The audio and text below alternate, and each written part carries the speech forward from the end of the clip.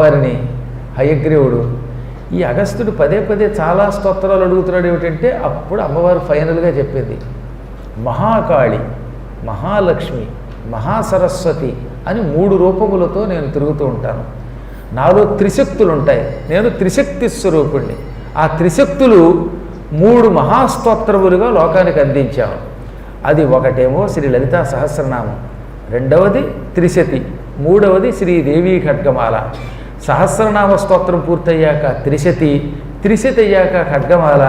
ఈ 3 ఏకాసనం మీద కూర్చుని ఎవడన్నా పారాయణ చేయగలిగితే వాడు త్రిశక్తి స్వరూపిణి అయిన నా సన్నిధానంలో శాశ్వతంగా ఉండేటట్టుగా అనుగ్రహిస్తున్నాను.